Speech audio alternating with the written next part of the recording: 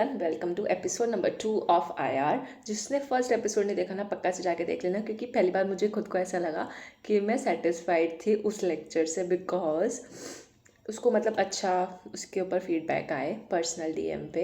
And सबसे अच्छी बात, मेरे को ट्रिक्स उसकी काफ़ी अच्छी लगी, मतलब कैंट ट्रिक्स थी। आप एक बार ही देखोगे ना, आपको बहुत सारे थिंकर्स की बुक्स ऐसी ही याद हो जाएंगी, ठीक है। और हो सकता है कोई भी एक ट्रिक याद रह गई और वो पेपर में आ गया, तो आपके लिए बहुत बेनिफिशियल होने वाला है। ऐसा सच्ची में हुआ है रियल लाइफ में। पिछली बार लाइक मैं लाइब्रेरी पढ़ने जाती थी ना, डीयू, तो सेंट्रल लाइब्रेरी में ऐसे जूनियर साथ में बैठे होते थे और मैं ऐसी में ट्रिक्स वगैरह बताती रहती थी कि देख मैंने ये ऐसे याद किया, ऐसे याद किया।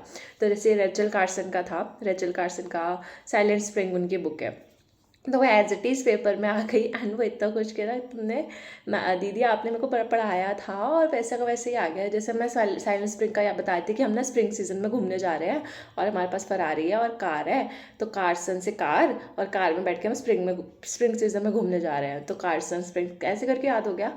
और वो भी इतना हंस रहा था, मैं भी इतनी हंस रही थी। तो वैसे मैंने ये छोटा सा ट्रिक है, बाकी मैंने उसमें बहुत सारी ट्रिक्स बताई हैं, बहुत इलॉजिकल ट्रिक बताई है हंसी मजाक करते हुए। सो ज़रूर से देखना। और अगर मैं कोई बोलती हूँ ना कि भाई ये पीवाईक्यू में आया है, तो मतलब वो आया है, तो वो मान लेना, ठीक है। और नहीं मानोगे तो आपकी गलती है, क्योंकि मेरे को पीवाईक्यू याद रह जाते हैं, मैंने इतनी बारी पढ़ रखे हैं, मेरे को याद रह जाते हैं। अब मैं ऐसा नहीं है कि यार पीवाईक्यू ढूंढूं कहाँ आया था और फिर स्क्रीनशॉट लेके उसको अटैच करूँ थोड़ा ऑथेंटिक बनाने के लिए। तो इतना टाइम और आलसी तो मैं हुई, तो इतना टाइम नहीं होता कि यार ढूंढना पड़ेगा। तो आपको कोई ऑप्शन नहीं है, आपको मानना ही पड़ेगा कि हाँ मैम ने बोला है या दीदी ने बोला है, तो वो आएगा ही आएगा, मतलब वो पीवाईक्यू में आया होगा, ठीक है। इतना सा भरोसा रख लेना, क्योंकि जब आप खुद पीवाईक्यू करने बैठोगे तो आपको दिखेगा कि अच्छा हाँ ये आया हुआ था और मैम ने भी बताया था। और मतलब ज़्यादा टाइम वेस्ट नहीं करते हैं और सीधा पीडीएफ पे चलते हैं। और आज भी कोशिश करेंगे कि काफ़ी सारे थिंकर्स हमें ट्रिक से याद हो जाए। जहाँ पे ट्रिक बनेगी ठीक है, नहीं बनेगी तो वो रट लेना, और क्या ही करोगे, है ना, 2-3 बारी पढ़ लेना। So let's begin. Let's begin with our first thinker of today, that is Syed Qutub. तो सैयद कुतुब को फादर ऑफ मॉडर्न पॉलिटिकल इस्लाम बोला जाता है। ये बंदे आपको दिख रहे होंगे जेल में है, ये जेल में नहीं है एक्चुअली, इनकी फोटो ऐसे ली हुई है इस एंगल से। So father of modern political Islam इनको बोला जाता है, कौन, सैयद कुतुब को। एंड इन्होंने बार्बरिज्म और करप्शन का जो मुद्दा है वो उठाया था, ठीक है। कुतुबिज्म में क्या बोला जाता है, मतलब कुतुब का जो आइडिया था उसको बोलते हैं कुतुबिज्म। और कुतुबिज्म के आइडिया अगर भी कभी आ जाए कि किससे रिलेटेड है, तो ये किससे रिलेटेड है, बार्बरिज्म एंड करप्शन। बार्बरिज्म क्या होता है, जो बाहर वाले लोग होते हैं ना, वो बार्बरिज्म मतलब जो फॉरेनर्स होते हैं बेसिकली, ठीक है, जो हमें पसंद नहीं है कि बाहर के लोग हमारे यहाँ पे आए, वो, ठीक है। उन्होंने बोला था कि करप्शन और बार्बरिज्म का जो कंसेप्ट है वो वेस्टर्नाइजेशन की वजह से बढ़ गया है, और हमें इसकी वजह से क्या हो रहा है, इस्लामिक प्रैक्टिसेस पे जो इसकी वजह से हमें इस्लामिक प्रैक्टिसेस को स्ट्रिक्ट करना पड़ रहा है in all aspects of life, offering only the possibility of salvation, ठीक है। जिसमें हम सिर्फ सल्वेशन के मुद्दे के ऊपर बात करते हैं, तो बेसिकली क्या है, करप्शन और बार्बरिज्म बढ़ गया है वेस्टर्नाइजेशन की वजह से, जिसकी वजह से इस्लामिक प्रैक्टिस को, इस्लामिक जो प्रैक्टिसेस है उनको और स्ट्रिक्ट होने की जरूरत है, ठीक है, हर चीज में, और सल्वेशन की पॉसिबिलिटी बनाने की जरूरत है। और कुतुब के जो प्राइमरी टारगेट थे वो थे westernised rulers of Egypt and other Muslim states. तो वो मुस्लिम स्टेट्स जितने भी थे और जो वेस्टर्न रूलर्स थे इजिप्ट के, उनको वो टारगेट करते थे। Target in the sense not against, basically मतलब बेसिकली उनका जो रिसर्च था या जो उनके कॉन्सेप्ट थे वो इसी कॉन्टेक्स्ट में रिवॉल्व करते थे, ठीक है। तो नॉट सो इम्पोर्टेंट, बस ये याद रखो फादर ऑफ मॉडर्न पॉलिटिकल इस्लाम किसे बोला जाता है, और कुतुबिज्म का क्या मतलब है, नथिंग एल्स, ठीक है। देन यहाँ पे हंटिंगटन का क्लैश ऑफ सिविलाइजेशन सबको पता ही है। जो क्लैश ऑफ सिविलाइजेशन लिखा गया था वो कोल्ड वॉर का जब एंड हुआ था उसके कॉन्टेक्स्ट में लिखा गया था। तो क्लैश ऑफ सिविलाइजेशन का कॉन्टेक्स्ट क्या था, कोल्ड वॉर। और हंटिंगटन ने इसमें ये बोला था कि in the absence of a grand ideological struggle between communist and capitalist society at the global level, cultural identity based politics would assert itself as a primary fault line and the cause of conflict। तो उन्होंने बोला था कि जब cold war खत्म हुआ तो एक जो स्ट्रगल चल रही थी कम्युनिस्ट वर्सेस कैपिटलिस्ट की, ठीक है, वो खत्म हुई। तो उससे क्या हुआ, एक तरीके से जो हमें पता चला बाद में कि क्या कॉज ऑफ कन्फ्लिक्ट क्या था, क्या प्राइमरी फॉल्ट्स रहे थे जिसकी वजह से स्ट्रगल हुई। तो cultural identity based politics, global level पे जो जो चीजें हुई, तो वो सब उन्होंने एक्सप्लेन की है। और इसमें ऐसा कुछ खास था नहीं। नेक्स्ट हम बात करते हैं, ओके, स्टॉकले, क्रैमचेल, क्वामे तूरे। तो ये ना यहाँ पे लिखा हुआ है, ये ऐसे लाइन है, ठीक है। सो ये दो अलग नाम नहीं है, एक ही नाम है। तो पता नहीं लोगों को दो नाम रखने का शौक होगा, आई डोंट नो। तो इसको वैसे पॉपुलरली तूर, तूरे के, या तूरे बोलो या तूर बोलो, कुछ भी बोल लो, तोरी बोल दो चाहे। तो कॉमे तूर से याद रखना। स्टॉकले क्रैम क्रैमशेल क्रैमिशेल सॉरी कॉमे टूर। सो ये क्या है, ये अमेरिकन सिविल राइट्स मूवमेंट की लीडिंग फिगर रह चुकी हैं, लेडीज है, ठीक है। ब्लैक पावर मूवमेंट में इन्होंने बहुत बड़ा रोल प्ले किया था। एंड ये फ्रांस फैनॉन से बहुत इंस्पायर्ड थी। और मैल्कम एक्स, जो मैल्कम एक्स हमने कल के लेक्चर में पढ़ा था, कल इन द सेंस जो भी मतलब फर्स्ट एपिसोड था ना इसका, उसमें जो पढ़ा था, उस तो फ्रांस फैनॉन और मैल्कम एक्स दोनों हमने कल पढ़े थे। तो टूर उनसे इंस्पायर थी। टूर वॉज ऑफ अफ्रीकनिस्ट, और इन्होंने हिस्टोरिकली ब्लैक हार्वर्ड यूनिवर्सिटी से पढ़ाई की थी। इन्होंने फ्रीडम राइट्स में पार्टिसिपेट किया था। सो नॉट सो इम्पोर्टेंट, बस आपको ये भी नहीं जानना कि फ्रांस फैनॉन और मैल्कम एक्स की ये फ्रेंड है, नो। बस इतना याद रख लो कि ब्लैक पावर मूवमेंट से रिलेट करता है। तो जो जो मैंने हाईलाइट कर रखा है, ब्लैक पावर मूवमेंट टूर का, ठीक है। फ्रीडम राइट्स कीवर्ड टूर का। देन देन ये लीडिंग ऑर्गेनाइजर थी SNCC की, यानी student non violence coordinating committee और ब्लैक पैंथर पार्टी। इसलिए ये इंपॉर्टेंट हो जाती है क्योंकि ब्लैक पैंथर पार्टी से रिलेटेड है। और इसके अलावा टूर एक स्ट्रक्चरल थ्योरी ऑफ पावर का कॉन्सेप्ट देती हैं, जिसमें वो स्ट्रक्चरल थ्योरी ऑफ पावर का कॉन्सेप्ट देती हैं अपनी book black power the politics of liberation in America. Black power the politics of liberation in America, जो कि उनका एक बहुत इन्फ्लुएंशियल काम रहता है। तो बस हमें ये याद रखना है क्योंकि उन्होंने ब्लैक पावर मूवमेंट में पार्टिसिपेट किया था। स्ट्रक्चरल थ्योरी ऑफ पावर दी थी, freedom rights black panther party से रिलेट करती थी। ये कुछ कीवर्ड्स याद रखने हैं टूर से रिलेटेड, ठीक है। एंड ये उन्होंने को फाउंड किया था किसको, all Africa people revolutionary party, बहुत फेमस पार्टी थी उस टाइम पे ये। तो ऑल अफ्रीका रेवोल्यूशनरी पार्टी की को फाउंडर हैं, और सोशलिस्ट और एंटी कॉलोनियल या पैन अफ्रीकन पॉलिटिकल पार्टी थी ये। क्या इसके बारे में लिखा हुआ है, मतलब ये कि जो all Africa people revolutionary party थी, एक सोशलिस्ट पार्टी थी, एंटी कॉलोनियल पार्टी थी, और पैन अफ्रीकन पॉलिटिकल पार्टी थी। तो उसके फीचर्स लिखे हुए हैं, नॉट सो इम्पोर्टेंट। बस black panther movement, black power. Black power तो याद रख लो, काला जादू करती थी भाई, एक कौम है तूर, ठीक है, कामे तूर है, काला जादू करती थी। ब्लैक पावर था इसके पास। ओके, जोसेफ नाय और रॉबर्ट के हॉर्न का फेमस कॉन्सेप्ट कॉम्प्लेक्स इंटरडिपेंडेंस, और इन bound to lead and the paradox of American power 2002। तो इनकी जो बुक है ये आपको याद रखनी है, इन बाउंड टू लीड पहली बुक, दूसरी book the paradox of American power, Joseph नाय। जोसेफ नाय का जो PYQ आ रखा है वो आ रखा है यहाँ से, सॉफ्ट पावर और स्मार्ट पावर का कॉन्सेप्ट किसने दिया है, जोसेफ नाय ने। कॉम्प्लेक्स इंटरडिपेंडेंस का कॉन्सेप्ट किसने दिया है, रॉबर्ट की हॉर्न और जोसेफ नाय ने, बहुत ईजी। और जोसेफ नाय तो बोलते ही है, मैं तो पैदा ही लीड करने के लिए हुआ हूँ, bound to lead and the paradox of American power, ये दो। तो ये पावर पावर इनकी बुक आ रहा है, इनको आपको अगर ये याद है ना कि इन्होंने सॉफ्ट पावर और स्मार्ट पावर का कॉन्सेप्ट दिया है, तो आपको ये याद हो जाएगा कि भाई ये जो सॉफ्ट पावर और स्मार्ट थे काफी, तो इन्हें तो पैदा ही लीड करने के लिए हुए हैं, बाउंड टू लीड ऐसे याद हो जाएगा, and the paradox of American power. और ये सॉफ्ट पावर बोलते हैं कि अमेरिका को सॉफ्ट पावर बनने की जरूरत है, स्मार्ट पावर बनने की जरूरत है। अच्छा, स्मार्ट पावर क्या होता है, कभी क्वेश्चन आ जाए। स्मार्ट पावर मतलब soft power plus hard power, दोनों को मिला के बनती है स्मार्ट पावर। मतलब आपको पता है कि आपको कब किसका यूज करना है। कभी सिचुएशन आ जाए कि भाई सामने वाला आप पे अटैक कर रहा है, तो आप हार्ड पावर का यूज करो, ठीक है। और कभी लगता है कि भाई भाई सिर्फ बातों से ही काम हल हो जाएगा, नेगोशिएट कर लो बातचीत से, तो सॉफ्ट पावर का इस्तेमाल करो। तो दोनों का ब्लेंड, बस आपको पता होना चाहिए कि किस टाइम पे कौन सी पावर यूज करनी है। तो आज के टाइम पे हर कंट्री के पास सॉफ्ट पावर नहीं, स्मार्ट पावर होने की जरूरत है। ग्लोबल इंटरडिपेंडेंस का कॉन्सेप्ट, कॉम्प्लेक्स इंटरडिपेंडेंस का कॉन्सेप्ट इनका है, globalization and the information revolution. तो इंफॉर्मेशन रेवोल्यूशन जो टर्म है वो जोसेफ नाय से रिलेट करनी है। ये नेशनल इंटरेस्ट को रीडिफाइन करने की बात करते हैं, मल्टीलैटरल कॉर्पोरेशन की बात करते हैं, ठीक है। इनकी बुक का नाम भी सॉफ्ट पावर है। दूसरा इनकी बुक का नाम है अंडरस्टैंडिंग इंटरनेशनल कन्फ्लिक्ट। तीसरी उनकी बुक है द पावर्स टू लीड। तो एक तो बाउंड टू लीड, दूसरा पावर टू लीड, ठीक है, the paradox of American power, फिर सॉफ्ट पावर, फिर understanding international conflict. International conflict को हमें समझना है ना। तो ये सारी चीजें किसकी हो गई, जोसेफ नाय की। तो पावर पावर पावर, ज्यादातर तो इनकी बुक में पावर आ रहा है, तो पावर वाला जोसेफ नाय का रख लेते हैं अभी, ठीक है। और बस ये एक बुक आपको अलग से याद करनी पड़ेगी, अंडरस्टैंडिंग इंटरनेशनल कन्फ्लिक्ट। तो इंटरनेशनल कन्फ्लिक्ट को अगर किसी ने समझा, तो वो समझा हमारे जोसेफ नाय ने। अब कैसे याद करोगे कि इंटरनेशनल कन्फ्लिक्ट को अगर आपको समझना है कि किसके बीच में क्या कन्फ्लिक्ट हो रहा है, तो आपको समझना पड़ेगा सॉफ्ट पावर और स्मार्ट पावर का कॉन्सेप्ट। तो जब आप इन दोनों का कॉन्सेप्ट समझ जाओगे, सॉफ्ट पावर स्मार्ट पावर का कॉन्सेप्ट, तो आपको याद रहेगा कि हाँ मेरे को ऐसे इंटरनेशनल कॉन्फ्लिक्ट समझ आया था और soft power smart power Jason ने दिया था, खत्म। पावर ओवर और पावर विद का कॉन्सेप्ट आपको पता है, हाँ हैना आयरैंड का भी है, ठीक है, और वैसे इंटरनेशनल रिलेशन में भी हम यूज करते हैं। बट वेस्टर्न पॉलिटिकल थॉट की बात करूँ तो ये हैना आयरैंड ने भी दिया था। देन यहाँ पे बात करते हैं इमेज ऑफ वर्ल्ड पॉलिटिक्स, किस क्या है, बिलियर्ड बॉल का। ये मैच द फॉलोइंग का क्वेश्चन है, इसलिए मैंने अलग से हाईलाइट कर दिया है, ठीक है। मैच द फॉलोइंग का पीवाईक्यू का क्वेश्चन है, बिलियर्ड बॉल आया था और सामने लिखा था image of world politics.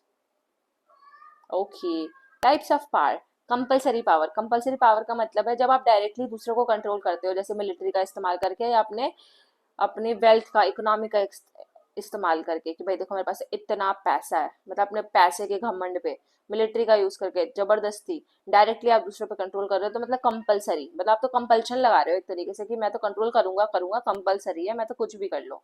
Institutional power का मतलब है इनडायरेक्ट कंट्रोल करना, जैसे इंटरनेशनल इंस्टीट्यूशन स्टैब्लिश कर देना अपने लॉन्ग टर्म एडवांटेज के लिए और दूसरों के डिसएडवांटेज के लिए। तो आजकल जो इंटरनेशनल इंस्टीट्यूशंस बन रहे हैं जिसका हम पार्ट बनते हैं, जैसे अब ये कोई मैं इलॉजिकल सा बोलने वाली हूँ, ऐसा कोई रियलिटी में मत समझ लेना, जैसे ईयू हो गया, आसियान है, यूएन है।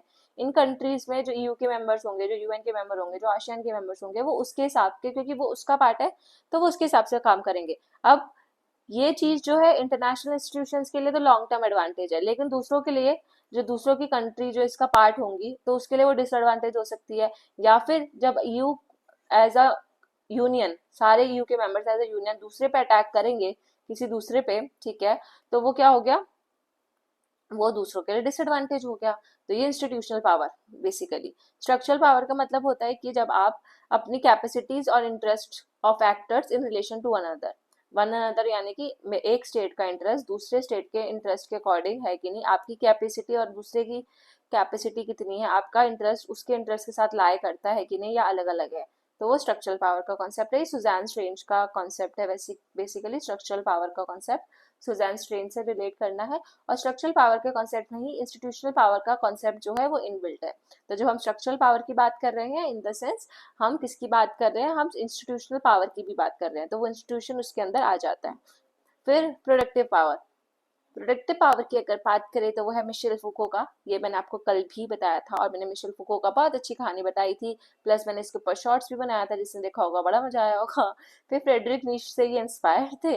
बस इतना याद रखना, नॉलेज इज पावर का कॉन्सेप्ट किसका है, माइकल फुको, और उन्होंने बोला था legitimate knowledge and by determining whose knowledge matters. तो प्रोडक्टिव पावर का कॉन्सेप्ट क्या कहता है कि जो लेजिटिमेट नॉलेज है वो क्या है, प्रोडक्टिव पावर है, and by determining whose knowledge matter, और हमें ये पता लगाना है कि किसकी कितनी नॉलेज मैटर करती है, ठीक है। And this concept of power has therefore been central to much feminist and post colonial analysis of global politics, ठीक है। ऐसा कुछ है नहीं याद करने जैसा, बस knowledge is power, productive power Michel Foucault का, उतना याद रख लो। और प्रोडक्टिव पावर का कॉन्सेप्ट किससे रिलेटेड है, नॉलेज से रिलेटेड है, कि नॉलेज को कैसे प्रोड्यूस किया जाता है। ट्रांसनेशनल कम्युनिटी क्या होती है, ट्रांसनेशनल कम्युनिटी की हम बात करते हैं डी टेरिटोरलाइज नेशन और ग्लोबल ट्राइब से रिलेटेड। जो डी टेरिटोरलाइज्ड नेशंस होते हैं या ग्लोबल ट्राइब्स की अगर हम बात करें, कि ऐसी ट्राइब्स जो ग्लोबल लेवल पे पाई जाती हैं, जो जो ऐसी ट्राइब्स जो दूसरों को भी अपना, मतलब दूसरे कंट्रीज या दूसरे स्टेट के कल्चर के साथ भी अपने आप को रिलेट करती हैं, वो होती हैं, ठीक है, ट्रांसनेशनल कम्युनिटी। तो not every diasporic community is a transnational community, सबसे पहली बात आप ये याद रखो। कभी स्टेटमेंट बेस्ड क्वेश्चन आ सकता है कि every diasporic community is transnational community, no it's not. Diaspora क्या होता है, जैसे इंडियन डायस्पोरा का एग्जांपल देके समझाऊं तो इंडियन डायस्पोरा मतलब जो इंडिया के लोग बाहर रह रहे हैं या किसी और कंट्री में रह रहे हैं, तो वो इंडियन डायस्पोरा कहलाएंगे, ठीक है। वैसे डायस्पोरिक कम्युनिटी जो मतलब किसी एक कंट्री में की है लेकिन वो कहीं और रह रहे हैं, विदेश में रह रहे हैं, वो डायस्पोरिक होते हैं। लेकिन हर डायस्पोरिक कम्युनिटी ट्रांसनेशनल कम्युनिटी नहीं होती। कैसे, in the sense that it members retain allegiance to their country of origin, क्योंकि जो हर जरूरी नहीं है कि हर डायस्पोरा अपनी कंट्री में भी उतना ही मतलब लॉयल रहे और कंट्री ऑफ सेटलमेंट की तरफ भी लॉयल रहे। तो मतलब ट्रांसनेशनल कम्युनिटी उनको बोलते हैं जिनके पास मल्टीपल अटैचमेंट्स हो, जो अपनी कंट्री ऑफ ओरिजिन से भी अटैच्ड है। फॉर एग्जांपल इंडिया, तो इंडियन डायस्पोरा है जो वो इंडियन इंडियन होने के नाते चाहे वो कनाडा में रह रहे हैं, ठीक है, पर वो इंडिया से भी अटैच्ड है। अगर इंडिया को कल को कुछ भी आपत्ति आई या इंडिया के खिलाफ किसी ने बोला तो उनको गुस्सा आएगा ही आएगा। दूसरा, कंट्री ऑफ सेटलमेंट, मान लो वो कनाडा में रह रहे हैं, अब कनाडा में कुछ कांड होता है या उसकी सरकार के खिलाफ कुछ बोला जाता है, वहां पे वोटिंग या कुछ भी मुद्दा चल रहा है, तो वो उसके लिए भी उतने ही क्या होंगे, सेंसिटिव होंगे उस इशू की तरफ, उतने ही अटैच होंगे, उनको उसके लिए भी उतना बुरा लगेगा, वो भी वहां पे भी प्रोटेस्ट कर सकते हैं। तो ऐसे लोग जो अपनी कंट्री ऑफ ओरिजिन और कंट्री ऑफ सेटलमेंट दोनों की तरफ ही ओबीडियंस रखते हो, एलिजेंस होता है मतलब ओबे करना बेसिकली, तो वो होते हैं ट्रांसनेशनल कम्युनिटी। और डायस्पोरिक वो होते हैं, डायस्पोरिक कम्युनिटी, हर डायस्पोरिक कम्युनिटी ट्रांसनेशनल कम्युनिटी नहीं हो सकती, बिकॉज जरूरी नहीं है कि वो कंट्री ऑफ सेटलमेंट की तरफ भी उतना ही एलिजेंस हो जितना वो कंट्री ऑफ ओरिजिन की तरफ है। इतनी सी बात लिखी थी, ठीक है। देन अदरिंग का कॉन्सेप्ट बहुत अच्छा कॉन्सेप्ट है। मैं और तुम, we, you and we and they का कॉन्सेप्ट है ऐसे, हाँ मुझे याद आया, हिंदू नेशनलिज्म में पढ़ा था। हम और तुम, तो अदरिंग का क्या मतलब है, अदरिंग का कॉन्सेप्ट आ सकता है, देखो ये है तो बड़ा इजी वर्ड अदर्स, है ना, बट अगर कभी आ गया तो फंस जाओगे। तो पोस्ट कॉलोनियल अप्रोच में ये बेसिकली वर्ड यूज होता है हीगल, कि हीगल वर्ड मतलब इस टर्म से रिलेटेड, इस कॉन्सेप्ट से रिलेटेड कौन कौन थिंकर्स है, हीगल है, एडमंड हसलर है, जैक्वस लैकन है। अभी मीनिंग समझेंगे, रुक जाओ, थम जाओ। अच्छा अब बता देती हूँ, अदरिंग का क्या मतलब है, how experience shape our consciousness. तो अदरिंग से रिलेटेड जो फिलोसफर्स हैं जो इस थ्योरी में मानते हैं, वो ये बोलते हैं कि कैसे हमारा जो एक्सपीरियंस है, जो हमने आज तक एक्सपीरियंसेस फेस किए, उससे हमारा कॉन्शियसनेस कैसे चेंज हुआ, उसमें चेंज इन द सेंस कैसे इम्पैक्ट पड़ा अपनी कॉन्शियसनेस। कॉन्शियसनेस होता है मतलब जो चीज आप सूझबूझ के साथ करते हो वो आपकी कॉन्शियसनेस होती है। तो आपके जो एक्सपीरियंसेस थे उसकी वजह से आप ऐसे बन गए आज, कि आप ऐसे एक्शंस लेते हो, ये हो गया, right. And any sense of self is really made और कॉन्स्टिट्यूटेड। और ये अदरिंग वाले मानते हैं कि कोई भी जो हम अपने बारे में जो हम सोचते हैं, ठीक है, अपने बारे में जो हमारी नॉलेज है, वो क्या है, बनी आई हुई नॉलेज है। ऐसा नहीं है कि हम ऑलरेडी ऐसे थे, हमारे साथ कुछ कांड ऐसे हुए जिसकी वजह से हम ऐसे हो गए, और हमारे साथ कुछ ऐसे एक्सपीरियंसेस हुए, और वो हमने कैसे सीखा, through our experiences of others, जो हमारे एक्सपीरियंस दूसरों के साथ थे, अदर्स, तो इसलिए उसको बोलते हैं अदरिंग का कॉन्सेप्ट, कि हमारे साथ किसी ने कुछ गलत किया, धोखा दिया, तो अब आगे चल के हम सबको मानेंगे कि भाई इसने धोखा दिया था, एक ने धोखा दिया, दो ने धोखा दिया, तो अब जितने लोग मिलेंगे वो हमें धोखा ही देंगे, तो हमने अपने एक्सपीरियंस के बेसिस पे ट्रस्ट इश्यूज क्रिएट कर लिए, है ना। ये ऐसा अदरिंग का, ये बहुत मैंने लेमन लैंग्वेज में बता दिया ताकि आपको याद रहे। Then constitutive other is adapted in post colonial theory. अब ये जो कॉन्सेप्ट है पोस्ट कॉलोनियल थ्योरी से कैसे रिलेट करता है, कैसे, process through which colonizing society understand and seeks to morally justify the violence they enact upon the societies they colonize. मतलब मान लो आज के टाइम, उस टाइम पे पहले कोई कंट्री कॉलोनी थी, ठीक है, उसके ऊपर बहुत अत्याचार हुआ, उसको किसी दूसरी कंट्री ने, जैसे ब्रिटिशर्स ने हमें अपनी कॉलोनी बना लिया था, राइट, हम पे राज किया काफी टाइम। तो हमारा एक्सपीरियंस क्या हो गया बहुत, कि अब यार ये जो कॉलोनाइजर्स होते हैं वो एक्सप्लॉयटेटिव होते हैं, ठीक है, और ये हम बहुत प्रताड़ना देते हैं, हमारा फ्रीडम नहीं देते। तो अगर हम ये कॉलोनी जो कंट्री थी पहले, अब ये इसको इंडिपेंडेंस मिल गई, अब आगे जाके अगर ये किसी और कंट्री को कैप्चर करेगी, तो वो उसके साथ भी वैसा ही बिहेव करेगी जैसे सास भी कभी बहू थी। तो जब तक बहू को जैसा वो मिला, क्या बोलते हैं, एक्सपीरियंस, तो वो आगे चल के वो अपनी बहू के साथ भी वैसा करेगा, मतलब बेसिकली जैसे फ्रांस फानोन ने भी तो बोला था कि साइकोलॉजिकल इम्पैक्ट बहुत पड़ता है जो जिनके ऊपर, जिनको मतलब ऐसा फेस करना पड़ता है कॉलोनियलिज्म वैसा। तो वो, और यहाँ पे इस कॉन्सेप्ट में कॉलोनाइजिंग जो सोसाइटीज होती हैं वो वायलेंस को जस्टिफाई करने की कोशिश करती हैं, कि जो हमने, जिनके ऊपर हमने एक्सप्लॉइट किया, जैसे ब्रिटिशर्स ने भी हमें एक्सप्लॉइट किया, बहुत प्रताड़नाएं दी, और उन्होंने बाद में जस्टिफाई कर दिया कि भाई ये तो अनपढ़ लोग थे, इनको कुछ आता नहीं था, हमने इनको सिविलाइज बनाना था, इसलिए हमने ऐसा ऐसा किया। तो हमको वो सिविलाइज बनाना चाहते थे भाई साहब, तो वो उसको वायलेंस को जस्टिफाई कर देते हैं अदरिंग के कॉन्सेप्ट के थ्रू। और बेसिकली फ्रेंच फनॉन का हो गया। देन कॉलोनियल वर्ल्ड ऑर्डर, ये तो सेटलर नेटिव, ये तो मैंने फ्रेंच फनॉन कल ही पढ़ा दिया था, कल इन द सेंस जो पिछला लेक्चर था।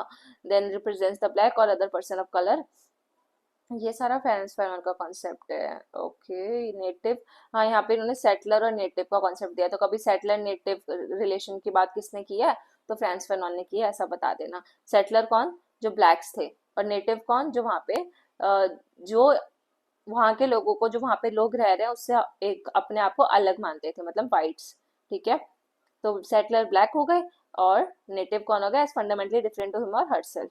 इंफीरियर, जो अपने आप को इंफीरियर मानते थे, and need of control and domination, और उनको लगता था कि यहाँ के लोगों को कंट्रोल और डोमिनेट करने की जरूरत है क्योंकि इनको खुद से तो कुछ ना हो पाएगा।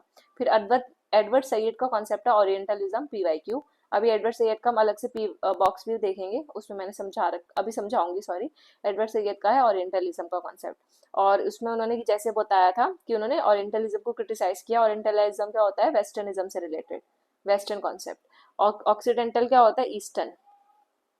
ठीक है, तो एडवर्ड से ये बोलते थे कि ओरिएंटलिज्म जो है बहुत बेकार है, क्रिटिसाइज करते थे वो, और बोलते थे कि जो ऑक्सीडेंटल था ना, उसने अपने आप को सुपीरियर दिखाया। ठीक है, ऑक्सीडेंटल कौन? ईस्टर्न। ठीक है, तो मतलब अपने गली में कुत्ता भी शेर होता है वैसे वाला। तो अगर ईस्ट में हो तो बोलते थे कि क्योंकि एडवर्ड से ये खुद ऑक्सीडेंटल थे, तो ऑक्सीडेंटल का वो बड़ाई करेंगे ना कि वो सुपीरियर सुपीरियर है वेस्टर्न सिविलाइजेशन थ्रू। उन्होंने वेस्टर्न सिविलाइजेशन को अदरिंग का कॉन्सेप्ट के थ्रू समझाया, through othering the oriental as a intellectually and culturally inferior. ठीक है, मतलब यहाँ पे अदर्स कौन है? अदरिंग का कौन हो रहा है यहाँ पे? ओरिएंटल अदरिंग है। ठीक है, तो ऐसा वो बोलते थे कि जो वेस्टर्न सिविलाइजेशन आई ना, उन्होंने हम पे ऐसा दिखा दिया कि भाई हम कितने जाहिल है, गवार है, हमको तो कपड़े पहनने की अक्कल नहीं है, हम तो सूट वगैरह में घूमते हैं, हमारे यहाँ पे देखो जीन्स वगैरह चलती है। तो उन्होंने क्या करा, हमको खुद ही इतना इंफीरियर फील करा दिया, अदर्स बना दिया। और हम हो है भी पागल, हम मान गए उनकी बात कि भाई हाँ, फिर हमने भी जीन्स वगैरह पहनना शुरू कर दिया, उनके जैसे कपड़े पहनना शुरू कर दिया, वेस्टर्न कल्चर को अडॉप्ट करना शुरू कर दिया। तो और हमें ऐसे दिखाया गया कि तुम इंटेलेक्चुअली भी इंफीरियर हो और कल्चरली भी इंफीरियर हो।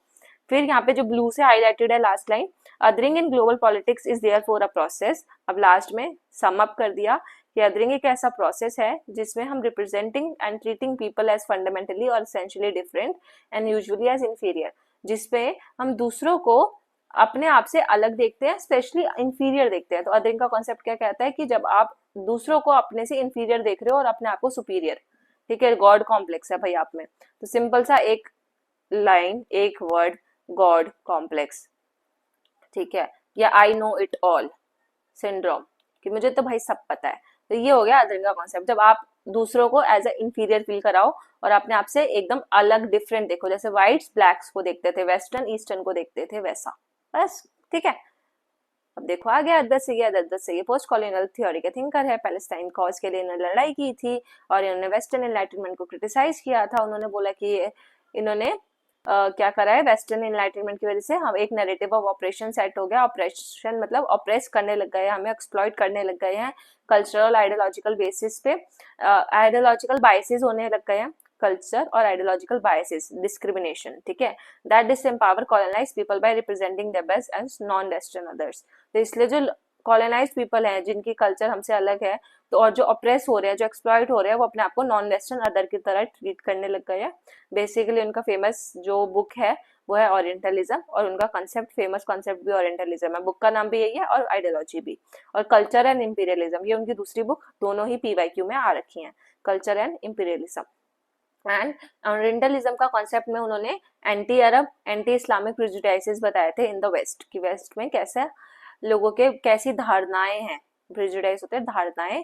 ठीक है, कैसे कैसे लोग सोच रखते हैं in the west about anti Arab and anti Islamic चीजें।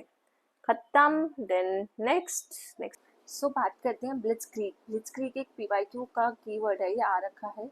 ये एक जर्मन वर्ड है जिसका मतलब होता है लाइटनिंग वॉर। तो सबसे पहले आपको याद रखना है इसका मतलब क्या है, लाइटनिंग वॉर।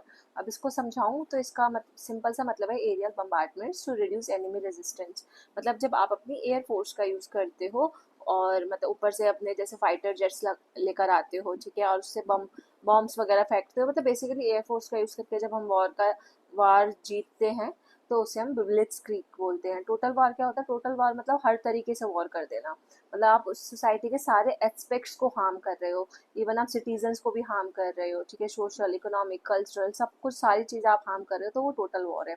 ये एक अनकंडीशनल इसका एम होता है। टोटल वॉर अगर कोई कंट्री करती है तो उसका एम यही होता है इकलौता, कि जो सामने वाली कंट्री है वो उसकी तरफ अनकंडीशनल सरेंडर कर दे, कि मतलब वो अपने हथियार त्याग दे और बोल दे कि ठीक है हम हार मानते हैं, हम आपके मतलब स्लेव हैं आज से, ऐसा करके कुछ। ठीक है, सो वो टोटल वॉर का एम है। ठीक है, और ये लार्ज स्केल पे होता है, बस इतना याद रखना है। हेगेमोनिक वॉर क्या होता है? हेगेमोनिक वॉर का मतलब है dominance of the entire world order by restructuring the global balance of power. तो जैसे USA की बोला जाता था, USA की हेजेमनी है, है ना। तो जब हम आप पूरे इंटायर वर्ल्ड ऑर्डर को डोमिनेट करने लग जाते हैं, बैलेंस ऑफ पावर को रीस्ट्रक्चर करके, मतलब किसी के पास अगर ज़्यादा पावर है, हमने उससे भी ज़्यादा पावर अटेन कर ली और हमने कोशिश करी कि हम हेजेमनी बन जाए, तो वो हेजेमनिक वॉर होता है, सिंपल। गुरिल्ला वॉर क्या होता है? गुरिल्ला वॉर को कभी ये पूछा जा सकता है कि गुरिल्ला वॉर का एक तो ओरिजिन, तो एक ही आपको याद रखना स्पेनिश वर्ड है। दूसरा, इसका दूसरा नाम क्या है? Little war. लिटिल वॉर क्या होता है? जब हम छुप के वॉर करते हैं, ठीक है। Surprise rather than superior fire power, ऐसे नहीं कि डायरेक्ट आके धक धक धक धक ऐसे मार दिया, नहीं। जब हम छुप के वॉर करते हैं तो उसको गुरिल्ला वॉरफेयर बोलते हैं, ठीक है। इरेगुलर ट्रूप्स होती हैं, उसमें टैक्टिक्स का यूज किया जाता है, एक्सेट्रा, सबको पता है गुरिल्ला वॉर क्या होता है। रेवोल्यूशनरी वॉर को हम सिविल वॉर बोलते हैं, ठीक है। और इसमें भी गुरिल्ला टैक्टिक्स का यूज किया जाता है, ठीक है। बहुत हद तक रेवोल्यूशनरी वॉर में भी गुरिल्ला टैक्टिक्स यूज की जाती है, ये एंटी कॉलोनियल वॉर भी बोल सकते हो आप। सिविल वॉर होता है, मतलब सिविल यानी कि जब वहाँ के लोग, सिटीजन, सिविलियंस, जब वो अपने कॉलोनियल जो कॉलोनी है वो, ठीक है, वो अपने जिन्होंने उनको कॉलोनी बनाया हुआ है, वो उनके अगेंस्ट वॉर कर दे, तो क्या होगा? रेवोल्यूशनरी वॉर या सिविल वॉर। जैसे आप इंडिया में बोल सकते हो कि जब हम ब्रिटिशर्स को भगाना चाहते थे तो हमने सिविल वॉर किया था, मतलब हमने रेवोल्यूशनरी वॉर किया था उनको भगाने के लिए, तो इसलिए इसको एंटी कॉलोनियल वॉर भी बोलते हैं, कि कॉलोनियल्स के अगेंस्ट, ठीक है। And population rise up against its previous rulers, तो वो अपने रूलर के अगेंस्ट पॉपुलेशन खड़ी हो जाती है, और उसमें गुरिल्ला टैक्टिक्स का यूज होता ही है। फिर होता है एमिलकार कैब्राल। एमिलकार कैब्राल, ठीक है। तो एमिलकार कैब्राल क्या है? अफ्रीकन पार्टी के फाउंडर है for the independence of Guinea and Cape Verde. तो गिनी और केप वर्दे दोनों अफ्रीका की कंट्रीज है, ठीक है। इन दोनों कंट्रीज के इंडिपेंडेंस के लिए एमिलकार कैब्रल ने क्या किया था? फाइट किया था। तो इसमें आप मतलब कैब, जब आप कैब बुक कराते हो, तो यहाँ पे भी ट्रिक बताऊँ तो कैब क्या होता है? कार ही होता है ना एक तरीके से। जब आप बोलते हो कि यार मैं ओला उबर से कैब बुक करा रहा हूँ, मतलब आप क्या बुक करा रहे हो? कार बुक करा रहे हो, ठीक है। एंड आप कार में बैठ के कहाँ जाना चाहते हो? आपने कैब बुक कराई, और लेकिन आपने जब कैब बुक कराई ना, तो आपके फ्रेंड ने भी कैब बुक करा ली और आपने गलती से 2-3 कैब बुक्स करा ली, ठीक है। तो अब इसका लॉजिक क्या है कैब बुक कराने का? तो आपकी 2-3 कार आ गई और फिर उन्होंने, आपके फ्रेंड्स ने भी कैब बुक करा ली है गलती से, तो आप उसको गिन रहे हो बैठ के कि भाई कितनी सारी कैब आ गई भाई एक साथ, ठीक है। तो आपकी कार और कैब दोनों एक ही उसके नाम में आ रहे हैं, तो ये कोइंसिडेंस है बस, नथिंग एल्स, कार कैब। सो इसमें आप गिन रहे हो, तो गिनी, तो आपको ऐसे याद रहेगा कि हम गिन रहे थे कैब्स को, कि हमने कैब बुक करा ली और इतनी सारी कैब आ गई कि हम कैब ही गिनने लग गए कि यार कितनी कैब हमें चाहिए होंगी 30 लोगों के लिए, ठीक है। तो 30 लोगों की पार्टी थी और आपने कैब बुक कराई, फिर आप गिनने लग गए कि कितनी कैब चाहिए। तो गिनी से आपको याद रहेगा कि इन्होंने किसके लिए काम किया है? कैब वाले ने गिनी के लिए काम किया है, गिनी के इंडिपेंडेंस के लिए काम किया, केप वर्दे के इंडिपेंडेंस के लिए काम किया है। अब मैंने आपको एक गिनी वाला इसलिए स्पेशली याद कराया क्योंकि इनकी बुक का नाम रेवोल्यूशन इन गिनी है, ठीक है। तो गिनी से आपको याद आएगा कि हमने क्या गिना था? हमने कैब्स को गिना था, ठीक है। और इन्होंने पॉलिटिकल एजुकेशन के लिए काम किया, नॉट सो इम्पोर्टेंट, बस एक बुक याद रख लेना, और उसकी भी मैंने ट्रिक बताई थी। फिर उसके बाद प्रिवेंटिव वॉर यहाँ पे लिखा हुआ है, ओके। प्री एमिटिव अटैक को हम कभी कभी प्रिवेंटिव वॉर भी बोलते हैं। प्रिवेंटिव वॉर का मतलब क्या होता है कि जब हम वॉर होने से पहले ही सतर्क हो जाए कि नहीं यार, अब आपको पता है कि वॉर हो सकता है, तो आपने क्या कर लिया? आपने पहले से अपने डिफेंस मोड में बैठ गए, ठीक है। तो और या फिर आप अटैक मोड में आपने वेपन्स डेवलप करना शुरू कर दिया ताकि वॉर को प्रिवेंट किया जा सके। तो एक ऐसा मिलिट्री एक्शन है दैट इज डिजाइन टू फोरस्टॉल और प्रिवेंट लाइकली फ्यूचर एग्रेशन। तो आपने कोई सेल्फ डिफेंस के लिए अपनी स्ट्रैटेजी बना ली, ठीक है, कोई नेगोशिएशन कर लिया, ठीक है। तो या फिर आपने पहले ही रिटालिएट कर दिया कि हमें पता चल गया कि आपकी कॉन्स्पिरेसी के बारे में।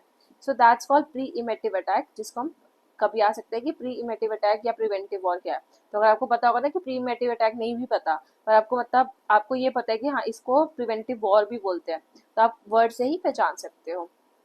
और ये वाला जो कॉन्सेप्ट है रोग स्टेट्स का कॉन्सेप्ट, तो रोग स्टेट्स का कॉन्सेप्ट पहले भी पेपर में आ चुका है कि रोग स्टेट्स क्या होती है। तो इसका डेफिनेशन मैंने यहाँ लिखा हुआ है, रोग स्टेट्स क्या होती हैं। तो rogue states, these states meet certain criteria such as being ruled by authoritarian और टोटलिटेरियन गवर्नमेंट।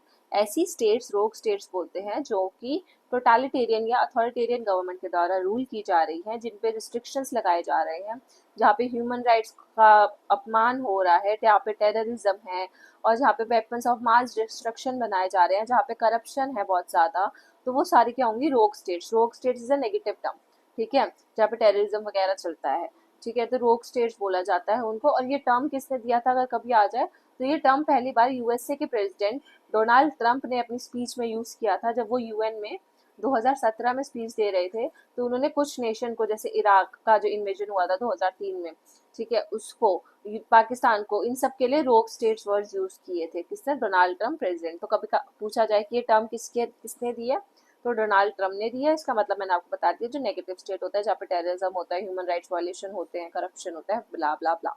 हम बात करते हैं Noam Chomsky, very very very very important leader, ठीक है, ये पेपर में भी आ चुके हैं हमारे। और ज़्यादा मतलब ये एक तरीके से मैं बात करूँ तो यूनिक थिंकर में काउंट होते हैं। यूनिक थिंकर मतलब जो आप इतना ध्यान नहीं देते जिन पे। कॉमन थिंकर जो जैसे जॉन मेयर शाइवर, केनेथ वुड, हर कोई पढ़ता है। न्याम चॉम्स्की बहुत लोग कम पढ़ते हैं, ठीक है, ऑल PYQ में आया तो आपने बस वहाँ पे एक दो बारी इनकी बुक का नाम पढ़ा होगा, लेकिन होलिस्टिकली नहीं पढ़ा होगा, राइट। तो न्योम चॉम्स्की जो है, बात करते हैं सिंटैक्टिक स्ट्रक्चर्स की। किसकी बात करते हैं? Syntactic structure. सिंटैक्टिक का मतलब क्या होता है? Relating grammatical arrangement of words in a sentence, कि आप सेंटेंस में वर्ड्स को कैसे अरेंज कर रहे हो, मतलब कि आप बोल कैसे रहे हो, सेंटेंस फॉर्मेशन कैसे कर रहे हो, तो उसको हम बोलते हैं सिंटैक्टिक। सिंटैक्टिक स्ट्रक्चर इनकी बुक है, और इन्होंने थ्योरी ऑफ ट्रांसफॉर्मेशनल ग्रामर दिया था। इसी बुक में उन्होंने क्या दिया? Theory of transformational grammar. क्योंकि सिंटैटिक वर्ड किससे रिलेटेड है? मैंने आपको बताया, ग्रामर से रिलेटेड है। या अगर आपने सेंटेंस में कुछ ग्रामेटिकल मिस्टेक कर दी तो सेंटेंस का पूरा मीनिंग ही बदल जाएगा। तो आपको अपने वर्ड्स को बोलते वक्त, आईआर में कोई आप स्पीच दे रहे हो, आईआर में कोई कुछ आप अपनी बातें रख रहे हो, तो उसके लिए आपको सिंटैटिक स्ट्रक्चर्स की बहुत ज़्यादा ज़रूरत होती है। Humans have an innate capacity to acquire language. और ये अगर कभी कोड बन के आ जाए कि कोड किसका है, तो जहाँ पे लैंग्वेज की बात हो रही है, ग्रामर की बात हो रही है, तो वो चॉम्स्की का है। Okay, Noam Chomsky. Okay, and आप इसको ऐसे याद करो कि जो आपका नाम है वो आपके नाम में ना ग्रामेटिकल मिस्टेक कर दी, तो न्योम से नेम, ठीक है, तो नेम में क्या हो गया? नेम में आपकी ग्रामेटिक किसी आप दूसरी कंट्री में गए और वहाँ पे आपके ग्रामेटिकल मिस्टेक कर दी नाम लिखते वक्त। वैसे वो वोकैबुलरी मिस्टेक होती है या स्पेलिंग मिस्टेक बोल सकते हैं, पर मैं आपको ऐसे याद करा रही हूँ, ये लॉजिकल है, कोई ग्रामेटिकल मिस्टेक नेम में तो नहीं होती, बट ये ग्रामेटिकल मिस्टेक कर दी है, ठीक है। तो आपको ऐसे याद आएगा कि आपके नाम का जो वर्ड है, आपकी लैंग्वेज जो आपने किसी और लैंग्वेज में बोला, जैसे मैंने बोला विशाली, ठीक है, तो मेरा नाम विशाली है, मैं दूसरी साउथ इंडिया में गई तो वहाँ पे से मेरे को वैशाली बोल रहे हैं, है ना। जैसे मेरी एक साउथ इंडियन फ्रेंड मेरे को वैशाली बोलती थी, तो उसको प्रोनाउंसिएशन नहीं आता था, तो उसके लैंग्वेज में गड़बड़ थी। तो आप ऐसे याद कर सकते हो कि लैंग्वेज से रिलेटेड, ग्रामर से रिलेटेड न्योम चॉम्स्की का काम है। Then a critic of US foreign policy, ये पूरी यूएस फॉरेन पॉलिसी को क्रिटिसाइज करते थे। इन्होंने American power and the new mandarins book लिखी है। फिर इन्होंने न्यू मिलिट्री ह्यूमैनिज्म बुक लिखी है। हेगेमनी और सर्वाइवल वाली बुक लिखी है। मैन्युफैक्चरिंग कंसेंट लिखी है। हेगेमनी और survival is a PYQ। Okay, then इन्होंने मास मीडिया को क्रिटिसाइज किया है and examine how popular support for imperialist aggression is mobilized. और उन्होंने बोला था कि कैसे जब लोगों का पॉपुलर सपोर्ट मिलता है, पॉपुलेशन का सपोर्ट मिलता है किसी मतलब गवर्नमेंट को, ठीक है, तो वो कैसे उससे जो इम्पीरियलिस्टिक टेंडेंसीज है वो कैसे मोबिलाइज हो जाती है, वो उन्होंने चीज़ें बताई। ऑल्दो उन्होंने मास मीडिया को क्रिटिसाइज किया है और यूएसए की फॉरेन पॉलिसी को क्रिटिसाइज किया है। अब हेगेमनी और सर्वाइवल चॉम्स्की की बुक है, ये आप कैसे याद कर सकते हो? या फिर ये न्यू मैंड्रिन्स। अच्छा, मैंड्रिन्स का मतलब मैं बता दूं क्या होता है? ऑरेंजेस, ठीक है। तो ऑरेंजेस, आप स्काई है, अब इसमें आप स्काई की टेक्निक से याद कर सकते हो। एक second, let me rub this, बहुत गुच्छड़ मुच्छड़ हो गया ना, एक सेकेंड। ओके, तो स्काई है, स्काई मतलब आसमान। तो जब आप ये कभी आपने ऐसे बैठे, आप लेटे हो गए अपने छत पे जाके, रूफ पे, ठीक है, और कभी आपने या फिर खड़े खड़े भी ऐसे स्काई में ना अलग अलग बादलों को आकृतियां बनते हुए देखा होगा। कभी आप अपने फ्रेंड को बोलते होगे, देख देख देख ऊपर देख, घोड़े जैसा बन रहा है ना। कभी बोलते होगे कि यार मेरे को लग रहा है यहाँ पे टेडी बियर है आसमान के अंदर, या हॉर्स बना हुआ दिख जाए। तो अलग अलग शेप्स दिखती हैं आपको स्काई के अंदर, कभी जब वो किसकी वजह से, वो क्लाउड्स के फॉर्मेशन की वजह से अलग अलग। और वो आपके देखने के नज़रिए पे डिपेंड करता है कि आप क्लाउड्स में कौन सी इमेज बनाना चाहते हो। फॉर एग्जाम्पल, आपने ऐसे स्काई में देखा और आपको मैंडरीन्स दिखे। मैंडरीन्स क्या होते हैं? ऑरेंजेस। तो मैंडरीन्स से क्या आपको याद रह जाएगा कि नॉम चॉम्स्की की बुक थी मैंडरीन्स वाली, ठीक है। हेगेमनी और सर्वाइवल इनकी बुक थी। अब तो ऑरेंजेस जो थे वो थोड़ी देर के बाद क्या हुआ, बारिश होने लगी, या फिर जो बादल थे वो मूव कर गए आगे, तो वो जो ऑरेंजेस की जो शेप थी ना वो खत्म हो गई, वो सर्वाइव नहीं कर पाई। तो सर्वाइवल, ठीक है। न्यू मिलिट्री ह्यूमैनिज्म, अब आपने कभी एक स्काई में ऐसे देखा होगा कि बहुत सारे आपको ना आर्मी वाले दिख रहे हैं, हथियार दिख रहे हैं, और वो मिलिट्री दिख गई आपको स्काई के अंदर। क्या आपने इमेजिन किया कि यार ये मिलिट्री है और यहाँ पे ना वॉर हो रहा है, ठीक है। तो ये सारे आपको आसमान में एक अलग अलग चीजें दिख रही है, वेपन्स वगैरह, और आप आपको मिलिट्री का शेप दिखी। तो स्काई से आप याद रख सकते हो कि मेरे को स्काई में क्या क्या चीज़ें दिखी थी। जब मैंने स्काई में देखा तो मुझे दिखा मिलिट्री, मिलिट्री की शेप मैंने इमेजिन करी, मैंड्रीन्स देखे, और मैंड्रीन्स थोड़ी देर बाद वो चल हो गए तो वो सर्वाइव नहीं कर पाए। हेजिमनी और सर्वाइवल, और मैन्युफैक्चरिंग कंसेंट। और फिर मैन्युफैक्चरिंग कंसेंट आप ऐड कर सकते हो ऑरेंजेस से, मैंड्रीन से, कि अगर आपको मैंड्रीन्स बनाने हैं ना और आपको इस मार्केट में सर्वाइव करना है तो आपको मेरा पहले मैन्युफैक्चरिंग कंसेंट लेना पड़ेगा, क्योंकि मेरा पेटेंट राइट जो है मैंड्रीन्स के ऊपर सिर्फ मेरे पास है। ठीक है, तो अगर आपको मैंड्रीन्स को मैन्युफैक्चर करना है तो मेरा कंसेंट लेना ही पड़ेगा। तो मैन्युफैक्चरिंग कंसेंट। अगर आपको ये याद है कि मैंड्रीन्स किसकी बुक है तो आपको ऑटोमेटिकली याद हो जाएगा, अच्छा हाँ मैं ऑरेंजेस की फैक्ट्री थी मेरी और मेरे अलावा कोई नहीं बना सकता था तो मेरे से कंसेंट लेना ज़रूरी है। तो स्काई से ऑरेंजेस, ऑरेंजेस से मैन्युफैक्चरिंग कंसेंट। ये हो गई आपकी 2-4 बुक्स जो याद कर सकते हो आप। और हेगेमनी और सर्वाइवल वैसे ही याद रखना, उसके लिए ट्रिक की जरूरत नहीं है, ऑल्दो मैंने बता दिया, बहुत बेकार ट्रिक थी आई नो। जॉन मीयरशाइमर, जॉन मीयरशाइमर जो है वो ऑफेंसिव रियलिज्म के लिए फेमस है और अपनी नियो रियलिस्ट स्टेबिलिटी थ्योरी के लिए भी फेमस है। तो अगर इन दोनों में से कोई भी कीवर्ड कभी भी आपको पेपर में दिखता है तो आंख बंद करके जॉन शाइमर मार्क कर देना, मीयरशाइमर। ठीक है, आंख बंद करके मतलब अब तो ओएमआर है तो आंख बंद करके मार्क करोगे तो कोई हो सकता है कि आपके गोले से बाहर निकल जाए, सो बहुत ध्यान से मार्क करना। बैक टू द फ्यूचर, इनकी बुक है जॉन मीयरशाइमर की। Cold war had been largely responsible for maintaining peace in Europe. और वो बोलते हैं कि कोल्ड वॉर जो है की वजह से, कोल्ड वॉर जब तक कोल्ड वॉर था, ठीक है, जब तक कोल्ड वॉर चल रहा था बेसिकली, तब तक ना पीस थी इस समाज में, इस देश में। ठीक है, पीस थी क्योंकि कोई लड़ तो रहा नहीं था, सब एक दूसरे को हूल दे रहे थे, बस बोल बच्चन वाली बातें चल रही थी कि मैं ये कर दूंगा, मैं ये कर दूंगा, लेकिन कोई कुछ कर नहीं रहा था। ठीक है, शीत युद्ध। तो उस टाइम पे बहुत पीस थी, according to whom, according to John Mearsheimer. लेकिन जब उन्होंने बोला कि जैसे कोल्ड वॉर खत्म हुआ ना तो एक इंटरनेशनल कन्फ्लिक्ट की जो प्रोबेबिलिटी थी वो बढ़ गई, क्योंकि बाइपोलर वर्ल्ड खत्म हो गया और अब एक यूएस से हेजेमनी बन गया था, यूएसएसआर डिसइंटीग्रेट हो गया था, तो उसकी वजह से एक इंटरनेशनल कन्फ्लिक्ट की पॉसिबिलिटी बढ़ गई। तब तक कोल्ड वॉर था, कन्फ्लिक्ट नहीं था, कोल्ड वॉर खत्म होती इंटरनेशनल कन्फ्लिक्ट इंक्रीज हो गया। ठीक है, बाइपोलर वर्ल्ड की वजह से। Then tragedy of great power politics. ठीक है, ये आपको पता है, ये जॉन मीयरशाइमर की बुक है, बहुत बारी पीवाईक्यू में आ रखी है, तो इसको तो याद कराने की भी जरूरत नहीं है, क्योंकि हम ऐसी बुक्स को याद कर रहे हैं जो यूनिक थिंकर्स हैं या उनके बारे में कोई यूनिक कॉन्सेप्ट है तो हमने याद कर भी लिया। अब ऐसी चीज़ें जैसे ये तो वही हो गया कि मार्क्स का हमें क्या याद रखना है, मार्क्सिज्म याद रखना है। ठीक है, कि मार्क्सिज्म किसने दिया था, कार्ल मार्क्स ने। क्या बात की थी, हैव्स एंड हैव नॉट की। तो ये तो बहुत मतलब ईजी है, ठीक है, सबको पता ही रहता है, तो ऐसी चीज़ें हम ट्रिक से तो याद क्यों ही करेंगे। The tragedy of great power politics, John Mearsheimer. और ऑल्दो जो पहली बार पढ़ रहा है या फर्स्ट अटेम्प्ट है जिसने नहीं समझा, तो आप ऐसा करो 2-3 बार पीवाईक्यूज पढ़ जाओ सारे, आपको ऑटोमेटिकली ये बुक भी याद हो जाएगी। इम्पॉसिबल, अभी क्या बोलते हैं मीयरशाइमर इस बुक में, as it is impossible to determine how much power is sufficient to ensure survival. तो वो बोलते हैं कि बहुत मतलब इम्पॉसिबल है कि कितना पावर हमें ज़रूरी है सर्वाइवल के लिए। क्या आज के टाइम में अगर आपसे पूछूं, आप जो भी XYZ जो भी ये वीडियो देख रहे हो, क्या आपको पता है कि मेरे लिए भाई 1 किलो पावर चलेगी और मेरा सर्वाइवल हो जाएगा, या मुझे 2 किलो पावर चाहिए? उसका तो कोई अमाउंट नहीं होता। आज के टाइम पे आपको अगर पावर मिल भी गई, फॉर एग्जाम्पल इंडिया ने न्यूक्लियर वेपन बना लिए, ठीक है, तो उसके पास फिर भी वो सफिशिएंट नहीं है उसके सर्वाइवल के लिए, फिर वो और बनाएगा और फिर दूसरी कंट्रीज के साथ वो और रिलेट करेगा, तब जाके वो कोई डेवलप्ड कंट्री बनेगा, राइट। तो how much power is sufficient to ensure survival, ये हमें नहीं पता कर सकते, ये इम्पॉसिबल है। ठीक है, a great power will always seeks to achieve hegemony. और ग्रेट पावर्स जो है वो हमेशा क्या करती है, हेजेमनी या हेगेमनी जो भी बोलो आप, उसको अचीव करने की कोशिश करती है। उनको अपना चाहिए कि भाई हम ही अपुनिच भगवान है वाला कॉन्सेप्ट हो, पूरी दुनिया पे हम ही राज करें, हमसे ज़्यादा पावरफुल कोई ना हो। तो इसलिए जब तक वो हेजेमनी नहीं बन जाते तब तक वो पावर स्ट्रगल चलती रहती है। और जब वो हेजेमनी बन भी जाते हैं तो वो उसको मेंटेन करने के लिए उनको फिर भी पावर स्ट्रगल करते रहना पड़ता है। उनको तो ये देखना पड़ता है कि कहीं दूसरा मेरा कंपटीशन तो नहीं आ जाएगा।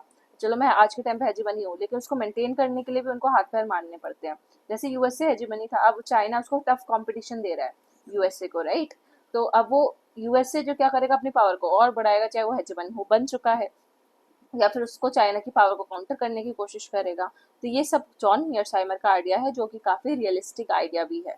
ठीक है, so and behaving aggressively when they believe they enjoy a power advantage over their rivals. तब उनको लगेगा कि हाँ, हमको पावर एडवांटेज मिल गया है, हमारे राइवल से भी ज़्यादा हमारे पास पावर है, हमारे अपोजिशन से भी ज़्यादा हमारे पास पावर है, तब वो और ज़्यादा एग्रेसिवली बिहेव करेंगे कि ये हमसे आगे ना बढ़ जाए। तो यूएसए की पॉलिसी को वो क्रिटिसाइज करते हैं चाइना की तरफ, जो मैंने आपको एग्जाम्पल बताया वही सेम एग्जाम्पल जॉन मेयरशाइमर ने भी दिया है। और फिर इसके बाद वो इराक वॉर के अपोनेंट के he was also an outspoken opponent of Iraq war. तो वो इराक वॉर के खिलाफ भी थे, जो इराक वॉर में चीज़ें चल रही थी उस टाइम पे। और उसके मेजर वर्क जो उसने स्टीफन वॉल्ट्स के साथ लिखा था जॉन मेयरशाइमर ने, वो था Israeli lobby and the US foreign policy. कौन सी? Israel lobby and US foreign policy. ये किसका काम है? स्टीफन वॉल्ट्स ने जॉन मेयरशाइमर के साथ लिखा था। कभी ये बुक आ जाए ना और आपको लिखा हो, अगर बैक द फॉलोइंग में जॉन मेयरशाइमर ना लिखा हो लेकिन स्टीफन वॉल्ट्स लिखा हो, तो आप स्टीफन वॉल्ट्स पे टिक कर देना। ठीक है, दोनों ने एक साथ मिलकर लिखी थी, कभी आपको मतलब ऐसे फंसाने के लिए दे सकते हैं। तो Israel lobby and the US foreign policy. तो लॉबी से मेरे को एक सब्जी याद आती है, लोबिया। आई डोंट नो आपने खाए हैं कि नहीं, पर आप बोल सकते हो कि जो जॉन मेयरशाइमर थे उनको लोबिया पसंद थे। ठीक है, मेयरशाइमर को क्या पसंद था? लोबिया पसंद थे, इसलिए लोबिया से आपको याद रहेगा लॉबी। और लॉबी उनको पसंद थे। या फिर आपको ऐसे याद कर लो कि tragedy of great power politics. तो उनकी मम्मी जब भी लोबिया बनाती थी उनको एक ऐसा लगता था कि यार ये क्या ही है, ये क्या ट्रेजेडी हो गई मेरी लाइफ में कि मेरे को लोबिया खाने पड़ रहे हैं। तो ये दो बुक्स आपस में रिलेट हो जाएंगी। ठीक है। देन बैंडवैगन क्या होता है? बैंडवैगन का मतलब है, बहुत बड़ी टर्म यूपीवाईक्यू में यूज हो चुका है, with a strong power in the hope of increasing security and influence, jumping on the bandwagon. Bandwagon का मतलब जब एक के पीछे एक सारे लग जाए, एक कार जा रही है उसके पीछे एक और कार आ गई, एक और कार, एक और कार, मतलब सब भेड़ चाल में चल रहे हैं। ठीक है, और जैसे कोई स्ट्रॉन्ग बन गया ना, तो आप उसको काउंटर नहीं करोगे, आप क्या करोगे? उस स्ट्रॉन्ग के साथ मिल जाओगे। ठीक है, उसके साथ अच्छे रिलेशन बनाना शुरू कर दोगे कि भाई ये स्ट्रॉन्ग है, मैं भी इसके पीछे पीछे लग जाता हूँ, फिर आपके पीछे और आ जाएंगे, मतलब अलायंस बन जाएगा। जैसे ईयू था, यूएन था, तो यूएन को लगा कि यार यूएन पावरफुल हो रहा है, तो सारी कंट्रीज उसके साथ धीरे धीरे ज्वाइन करने लगी, यूएन का पार्ट बनने लगी। तो वैसा, with a strong power to side with a strong power in the hope of increasing security and influence। और हम क्यों करते हैं ऐसा? स्ट्रॉन्ग के साथ क्यों जाएंगे? ऑब्वियसली इसलिए जाएंगे ताकि हमारा सिक्योरिटी बढ़े। अगर हम स्ट्रॉन्ग के साथ खड़े रहेंगे तो हमारी सिक्योरिटी पे भी आँच नहीं आएगी। जैसे आर्टिकल 5 जो है नाटो का, यही है। आर्टिकल 5 नाटो का हमने पढ़ा भी था, जब मैंने आपको अभी थोड़े दिन पहले करंट अफेयर्स पढ़ाए थे आईआर के। जिसने नहीं देखा एक बार देख लेना, 10 करंट अफेयर है, 20 मिनट में कवर किए हैं। 2 मिनट में एक करंट अफेयर। ठीक है, वो भी बहुत मैंने ट्रिक भी पर बता दी थी उसमें कि आप इस करंट अफेयर को कैसे याद कर सकते हो। G4 मॉडल वगैरह, ये बहुत इंपॉर्टेंट मॉडल्स आ चुके हैं। सार्क के समिट, नाटो का जो अभी चल रहा है, क्या बोलते हैं, नाटो भी चल रहा है करंट अफेयर्स में, तो नाटो की स्ट्रैटेजी बोल सकते हो। नाटो का आर्टिकल 5 क्या कहता है कि जब अगर हम पे अटैक कोई करेगा तो हमारा माना जाएगा कि ये अटैक हम सब पे किया गया, किसी एक कंट्री पे अटैक मतलब सब पे अटैक। जैसे इंदिरा गांधी का भी था, गुजरात डॉक्टर में भी था। Non aligned status in the cold war. अब ये कौन आ गए? ये आ गए हमारा, यहाँ पे लिखा हुआ है continents of page number 28 of this PDF. ठीक है, तो 28 पेज नंबर पे हमने किस थिंकर को पढ़ा था? मैंने गलती से ना पीडीएफ आगे पीछे कर दी है। तो ये हमने पढ़ा था कैब्राल को। मैंने आपको कार ड्राइवर और कैब की कहानी सुनाई थी ना, कि वो गिनी और गिनी बिस्सू और केप वर्दे, गिनी बिस्सू भी एक कंट्री है। तो ये उसी के बारे में है, यहाँ पे आ गए। तो इन्होंने नॉन अलाइनमेंट स्टेटस भी, अलाइन स्टेटस मेंटेन किया था कोल्ड वॉर के दौरान। तो वो यूएसए के और यूएसएसआर किसी के साथ भी नहीं थे। अभी किसके बारे में पढ़ रहे हैं? कैब्राल के बारे में। कार कैब्रल, कार कैब, इसके बारे में पढ़ रहे हैं। तो इन्होंने गिनी की भी बात की थी और गिनी बिस्सू की भी बात की थी। दोनों के लिए इन्होंने लड़ाई लड़ी थी इंडिपेंडेंस के लिए, और किसके लिए लड़ी थी? केप वर्दे के लिए भी लड़ी थी। तो कैब हो गया, ठीक है, और केप हो गया। कैब केप दोनों एक साथ साउंड कर रहे हैं, तो आपको केप वर्दे भी याद रहना चाहिए। उसके अलावा ये capital was a founder of MPLA. MPLA के फाउंडर थे। एमपीएलए क्या है? Liberation of Angola, popular movement for the liberation of Angola, national liberation front of Angola. ठीक है, and the Mozambique liberation front. तो अंगोला, मोजाम्बिक और Angola Mozambique जैसी country जो कि अफ्रीकन कंट्रीज है, उनको भी इन्होंने सपोर्ट किया था। गिनी बिसू और गिनी वाला तो मेन है ही, क्योंकि उनकी बुक की एक लौती जो फेमस बुक है वो गिनी के ऊपर है, revolution of Guinea. Then Carl von Clausewitz, very important PYQ है, मैंने यहाँ पे लिखा भी हुआ है। सो ये एक बात करते हैं मिलिट्री स्ट्रैटेजी की इन ऑन वॉर। ठीक है, तो ऑन वॉर इनकी बुक का नाम है, क्लॉजविट्ज की। अच्छा, क्लॉजविट से आ रहा है क्लॉजेट। क्लॉजेट होता है ना आपकी अलमारी, जहाँ पे आप अपना सारा सामान वगैरह रखते हो। तो आपकी अलमारी में ना वॉर का सामान पड़ा हुआ है, आपने मिलिट्री स्ट्रैटेजी बनाई थी और सारा सामान अपने क्लॉजेट में फिट कर दिया कि मैं वॉर लड़ने जाऊंगा और ये सारा सामान अपने यहाँ से निकालूंगा। तो आपका एक अलग से क्लॉजेट बना हुआ है वॉर लड़ने के लिए, ऐसे आप याद कर सकते हो। Then war is essentially political act. तो वॉर से रिलेटेड कोई स्टेटमेंट आ जाए तो क्लॉजविट से आप रिलेट कर सकते हो। ठीक है, ऐसे नहीं कि आंख बंद करके उस पर टिक कर देना, बाकी थिंकर्स भी देख लेना। लेकिन ज़्यादातर आपको वॉर के ऊपर जो काम है वो क्लॉजविट्स का मिलेगा। मिलिट्री स्ट्रैटेजी के आइडियाज़ उनके आइडियाज़ में मिलेंगे। और वॉर को या पॉलिटिकल एक्ट मानते थे, एक इंस्ट्रूमेंट ऑफ पॉलिसी मानते थे। ट्रीटेरियन थ्योरी ऑफ वॉरफेयर ये आ सकती है, ठीक है। पहले ऑन वॉर इनकी बुक आई थी, ये मेरे को एक्सपेक्टेड पीवाई एक्सपेक्टेड क्वेश्चन जो आपके पेपर में आ सकता है, बहुत इंपॉर्टेंट, यहाँ से क्वेश्चन बन सकता है कि ट्रिनिटेरियन थ्योरी ऑफ वॉरफेयर किसकी है। और अगर या तो पूछ लेंगे किसकी है, तो आपको याद रखना है क्लॉजविट्स की है, ठीक है। तो उन्होंने अपने तीन तीन चीजें रखी हुई थी अपने क्लॉजेट में। क्लॉजविट्स से मैंने याद कर लिया क्लॉजेट, तो मैं अपनी उन्होंने क्या रखा हुआ था, तीन चीजें रखी हुई थी अपने क्लॉजेट में, अलमारी में। तो वो तीन चीजें क्या रखी थी, ठीक है। तो ये तो पूछेगा क्लॉजलेट किसका है, या फिर ये पूछ लेगा कि आपको चार ऑप्शन दे देगा और एक में मासिस लिख देगा, एक में पॉलिटिकल लीडर्स, एक में आर्मी, और चौथे में कुछ और ऑप्शन दे देगा जैसे कि गवर्नमेंट वगैरह या मीडिया, है ना। तो आपको बताना होगा कि अच्छा बताओ कि क्लॉजलेट्स ने जो ट्रिटेरियन थ्योरी ऑफ वॉरफेयर दी थी उसका पार्ट क्या नहीं है, या फिर आपको एबीसीडी वाले ऑप्शन आ जाएंगे कि क्या इनमें से कौन से तीन इसका पार्ट है। तो आपको याद रखना है ट्रिटेरियन थ्योरी ऑफ वॉरफेयर में मासिस है। मासिस कौन, who are motivated by a sense of national animosity. Animosity का मतलब है एनिमीशिप, ठीक है। तो उनमें जो उनके नेशनल एनिमीज होते हैं, मासिस को पता होता है कि भाई ये कंट्री हमारी एनिमी है। जैसे इंडिया की जो मासिस है उनको पता है कि पाकिस्तान हमारा एनिमी है, तो वो उसके लिए एक sense of national animosity create कर लेते हैं और उसी से वो मोटिवेटेड रहते हैं। देन तभी तो वॉर होता है। एक तो मासिस के खिलाफ ही आप हेट्रेड पैदा कर दोगे मासिस के मन में ही, तो क्या होगा, वॉरफेयर के ये तीन थ्योरीज पर रहती है, एक तो मासिस, दूसरा आर्मी। आर्मी में क्या होता है, आर्मी क्या है, एक second, okay. Army which devises strategies to take account of the contingencies of war. तो आर्मी क्या करती है, आर्मी का काम है स्ट्रेटेजी बनाना, ठीक है। अब ये भी पूछा जा सकता है कि किसका क्या फंक्शन है, मतलब इससे तीन चार क्वेश्चन बन सकते हैं इसी मेन चीज से। या तो नाम पूछ लेगा, या तो तीनों के नाम, या तो मतलब ये किसने दिया वो पूछ लेगा, या तीन किसने दिया वो, या ये किस किस का इनका क्या क्या काम है, क्या फंक्शन है वो। तो मासिस का फंक्शन क्या है, वो मोटिवेटेड होता है by the sense of national animosity. Army का फंक्शन है स्ट्रेटेजीज बनाना वॉर के लिए। और पॉलिटिकल लीडर्स का पर्पस क्या है, जो मिलिट्री एक्शंस लिए जा रहे हैं उनके एम्स और ऑब्जेक्टिव्स को डिफाइन करना, कि आप किस पे कब हमला करोगे। स्ट्रैटेजी तो आर्मी बनाएगी कि हमें कैसे हमला करना है, लेकिन इसका एम क्या होगा, आपको किस हद तक हमला करना है, कौन सी कंट्री पे हमला करना है, क्यों हमला करना है, उनके एम और ऑब्जेक्टिव्स किसके हाथ में होंगे, पॉलिटिकल लीडर्स के हाथ में होंगे। Then Clausewitz is usually regarded as the greatest writer on military theory and war. तो मिलिट्री थ्योरी और वॉर पे जो सबसे ज्यादा काम है वो क्लॉजविट्स का है। तो आपको बस याद रखो आज के बाद क्या आपके क्लॉजेट में सारा वॉर का सामान पड़ा हुआ है, मास्टर्स हैं, पॉलिटिकल लीडर्स हैं, आर्मी के लिए आपके पास आर्मी की यूनिफॉर्म पड़ी हुई है, ठीक है, वो सब। किसी पॉलिटिकल लीडर का आपने फोटो रखा हुआ है अपने क्लॉजेट में, वैसा। नेक्स्ट आपको ये वाला टेबल है, आपको जो मैं पीडीएफ प्रोवाइड कर दूंगी, आप एक बार ही पढ़ लेना, conflicts in the former Yugoslavia. वैसे इतना इंपॉर्टेंट है नहीं, कुछ कुछ चीज़ें इंपॉर्टेंट है, जैसे ट्रीटी ऑफ वर्सलीज जो हुई थी वो स्टेट ऑफ यूगोस्लाविया ने रिकॉग्नाइज करी कब, ऑस्ट्रिया हंगरी एम्पायर जो था, ऑटोमन एम्पायर खत्म हो गया था। फिर यहाँ से कुछ कभी क्वेश्चन बन जाए, लेकिन इसके लिए ऐसा तो है नहीं कि हम पूरा याद करें, लेकिन जो मैंने हाईलाइट कर दिया, जैसे क्रोशिया वार आ चुका है पेपर में, कोसोवो वॉर आ चुका है कि किसके अगेंस्ट लड़ा गया था, सर्ब्स के अगेंस्ट लड़ा गया था, क्रोशिया और यूगोस्लाविया आर्मी की हेल्प के लिए किया गया था। तो ये सारी चीज़ें आ रखी है, तो मैंने वो थोड़ा सा हाईलाइट कर दिया बस। मैरी कैल्डोर मैंने आपको बताया था, पीवाईक्यू था, और इसके चिनकिन पिन के साथ, पता नहीं, जो मैंने आपको एक वो लॉयर की बताई थी, इंटरनेशनल लॉ के थिंकर चिनकिन, उनके साथ इन्होंने काम किया है। New wars and old wars पे इनका काम है, Kaldor, new wars and old wars पे इनका काम है। तो कल और डोर, डोर मतलब दरवाज़ा, तो दरवाजा, आपका जो दरवाज़ा था वो टूट गया किसकी वजह से, वॉर की वजह से, ऐसा करके कुछ।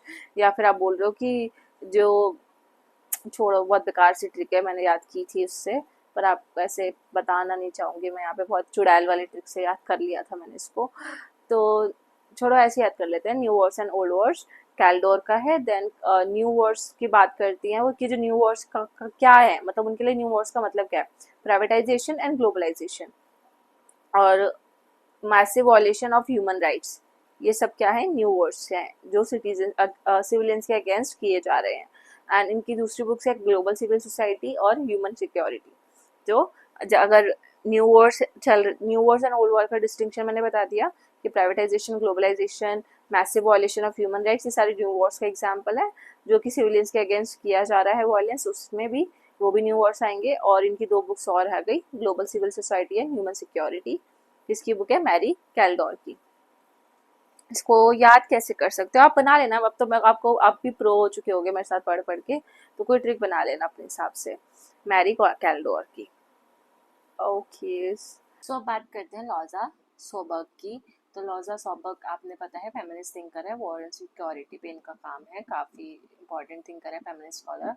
एंड इनकी बुक्स है gender, justice and war in Iraq. तो सिर्फ वॉर की बात आए, ठीक है, तो क्लॉजविट्स की बात करेंगे। क्लॉजविट्स मैंने आपको ट्रिक भी बता दी, लेकिन अगर जेंडर एंड वॉर टर्म एक साथ आए तो gender, justice and war in Iraq specially, तो जेंडर वॉर देखो, इसकी इन बुक में भी जेंडर और वॉर आ रहा है, इस बुक में भी जेंडर और वॉर आ रहा है, ठीक है। और स्पेशली यहाँ पे मदर, मॉन्स्टर्स एंड वॉर्स, और यहाँ पे भी मॉन्स्टर्स, मदर्स एंड वॉर्स। तो ये दो कॉमन है जो कि लॉरा जोबर्ग की बुक है, ठीक है। तो आप कैसे ऐड कर सकते हो, जैसे लॉरा, लॉरा का आप कोई मतलब बोलना नहीं चाहूँगी, बट ठीक है, मैं सोच रही हूँ सब अडल्ट ही ये देख रहे होंगे। तो लॉरा इज लाइक अ गाली ऑल्सो, है ना, तो आप समझ जाना। तो एंड वोर का आपको हिंदी मीनिंग सबको पता ही है, नहीं पता तो आप गूगल पे सर्च कर लेना। तो वोर, वोर को भी एज अ, जो वोर वुमेन्स होती है उनको एज अ गाली दी के तौर पे गाली दी जाती है, मतलब इस ऑल्सो बेसिकली गाली व्हेन यूज्ड इन हिंदी। सो आप उससे ऐसे याद कर सकते हो कि ये भी एक गाली है और वोर भी एक गाली है, तो वोर और लॉरा वाली गाली जो दोनों है, ठीक है, मतलब गाली इन द सेंस जब आप इसको हिंदी में यूज करते हो तो एज अ गाली लड़कियों को बोला जाता है, प्रोस्टिट्यूट्स होती हैं बेसिकली। सो ये इससे रिलेट हो गया, ये दो बुक्स आपको ऐसे याद हो जाएगी। और जेंडर एंड वॉर पे इनका बहुत काम है, तो आप ऐसे याद कर सकते हो क्योंकि ये खुद वुमेन है, तो वुमेन है तो फेमिनिज्म की बात करेंगी, जेंडर की बात करेंगी, ठीक है। एंड वॉर में क्या रोल होता है वुमेन का, वो, ठीक है। सो ऐसे हम याद कर सकते हैं, बाकी और कुछ खास था नहीं इनके बारे में यहाँ पे। फिर डेविड किल कूलन, तो डेविड किल कूलन जो है वो काउंटर टेररिज्म और काउंटर इंसर्जेंसी के लिए जाने जाते हैं, वो मेन एडवाइजर थे, ठीक है, ऑस्ट्रेलियन फॉर्मर आर्मी ऑफिसर थे ये, और ये एडवाइजर थे किसके, किन मुद्दों पर, काउंटर टेररिज्म और काउंटर इंसर्जेंसी जैसे मुद्दों पर। कल्चरल एथनोग्राफी इनका मेन टर्म है, तो कीवर्ड अगर कभी कल्चरल एथनोग्राफी वाला कीवर्ड आता है तो या फिर काउंटर टेररिज्म या काउंटर इंसर्जेंसी जैसा टर्म आता है तो डेविड किल कुलन का होगा, डेविड किल कुलन, ठीक है। कि आपको कोई किल करने आ रहा है और आपको कोई किल करने आएगा तो आप क्या करोगे, काउंटर अटैक करोगे, डिफेंड करोगे ना अपने आप को, अगर आपको कोई किल करने आएगा तो, है ना। So counter terrorism and counter insurgency, and यहाँ पे कल्चरल एथनोग्राफी का यूज करके इन्होंने अपनी रिसर्च की थी, ठीक है। एथनोग्राफी आप सबको पता ही है, जब आप पेपर 1 में पढ़ते हो कल्चर की रिसर्च जब हम करते हैं। क्वाइन अप्रोच अगर पूछा जा सकता है कभी, दैट कैन बी अगर यूजीसी नेट को क्वेश्चन बनाना होगा तो वो यहाँ से क्वेश्चन बना सकते हैं कि क्वाइन अप्रोच किसने दिया था, ठीक है। तो क्वाइन अप्रोच जो यूएसए का क्वाइन अप्रोच था, वो उस पर किसका इन्फ्लुएंस था, वो था किल कूलन का, to the war on terror. और क्वाइन अप्रोच क्या है, इसके आपको खुद मतलब अभी गूगल करना है इसके बाद, क्लास के बाद, altered coin approach to the war on terror. तो जो यूएसए का क्वाइन अप्रोच था, उन्होंने अपना नया अप्रोच दिया, वॉर ऑन टेरर का कॉन्सेप्ट दिया। तो यहाँ पे countering global insurgency, the accidental gorilla and counter insurgency. तो यहाँ पे देखो, यहाँ पे भी वर्ड आ रहा है काउंटर इंसर्जेंसी, इस बुक में भी, और इस बुक में भी वर्ड आ रहा है काउंटर इंसर्जेंसी, दोनों में ही काउंटर इंसर्जेंसी है। और मैंने आपको बताया कि आपको कोई किल करेगा तो आप काउंटर अटैक करोगे, तो काउंटर काउंटर वाली बुक दोनों इनकी हो गई। और एक्सीडेंटल गोरिल्ला, ठीक है, और गलती से आपको कोई किल करने आ रहा था, आपने ऐसा काउंट, किल कौन करने आ रहा था, आप ऐसा मान लो कि आपको कौन किल करने आ रहा था, आपको गोरिल्ला मारने आ रहा था, ठीक है। तो गोरिल्ला आपको किल करने आ रहा था और आपने काउंटर किया। तो ऐसे दो बुक इनकी याद हो जाएगी, और कॉइन अप्रोच के लिए फेमस है और कल्चरल एथनोग्राफी के लिए वो भी याद रखना। नेक्स्ट पेज पे हम चलते हैं, theorist of race and class. तो रेस एंड क्लास के थ्योरिस्ट पढ़ लेते हैं जिन्होंने रेसिज्म पे बात की है, स्पेशली ब्लैक नेशनलिज्म के कॉन्टेक्स्ट में। तो कौन कौन से थिंकर्स थे, पहले थे सेड्रिक रॉबिन्सन। सेड्रिक रॉबिन्सन जो है उन्होंने मार्क्सिस्ट थ्योरी को, मार्क्सिस्ट हिस्ट्रीज को रिफॉर्मुलेट किया on the emergence of capitalism, place race and racism as a center stage. तो वो उन्होंने मार्क्सिस्ट थ्योरी को ही थोड़ा सा रीमॉडिफाई किया, किसने, रॉबिन्सन ने, और बोला कि कैपिटलिज्म जो है उसमें जब जब कैपिटलिज्म आता है तो रेसिज्म बहुत ज़्यादा हद तक फैल जाता है, ठीक है। तो रेसिज्म भी एक कैपिटलिज्म का एक ड्रॉबैक है बेसिकली, ऐसा कौन मानते थे, सेड्रिक रॉबिन्सन मानते थे। इनका काम किस पे है, एक तो इनका जो मेन थ्योरी है वो है रेशियल कैपिटलिज्म पे, क्योंकि theories of race and class हम पढ़ रहे हैं। तो 3 लोगों का आपको नाम याद रखना है, एक सेड्रिक है, एक रॉबी शिलमैन है, तो दोनों ही रॉबी रॉबी है, इसमें भी इनके नाम में भी रॉबिन्सन आ रहा है, इसके नाम में भी रॉबी आ रहा है। तो आपको ऐसे याद हो जाएगा जो रॉबी वाले बंदे हैं वो दोनों किसकी बात करते हैं, रॉबी रॉबी कौन बात कर रहा है, रेस और क्लास की बात कर रहे हैं, आर से रेस, आर से रॉबी, रॉबी रेस, ठीक है। तो दो थिंकर्स ऐसे हो गए। फिर इनका black Marxism, the making of black radical tradition. तो अब ये रॉबिन्सन का आपको ऐसे याद रखना है कि जो रॉबिन्सन है, ठीक है, वो ब्लैक मार्क्सिज्म की बात करते हैं, ब्लैक मूवमेंट्स इन अमेरिका की बात करते हैं, और ऑन रेशियल कैपिटलिज्म इनकी बुक है, प्लस इनका कॉन्सेप्ट भी है रेशियल कैपिटलिज्म। तो अगर ब्लैक मार्क्सिज्म से रिलेटेड बुक आती है तो ठीक है, ये वाली बुक तो थोड़ा सा ट्रिकी है याद करना, ब्लैक मूवमेंट्स इन अमेरिका पे, क्योंकि बहुत सारे लोगों ने काम किया हुआ है, कोई ऐसा यूनिक नहीं है, पर ये एक यूनिक पॉइंट है। रेशियल कैपिटलिज्म इनका खुद का कॉन्सेप्ट है जिनके लिए फेमस है, और इनकी बुक का नाम भी रेशियल कैपिटलिज्म है।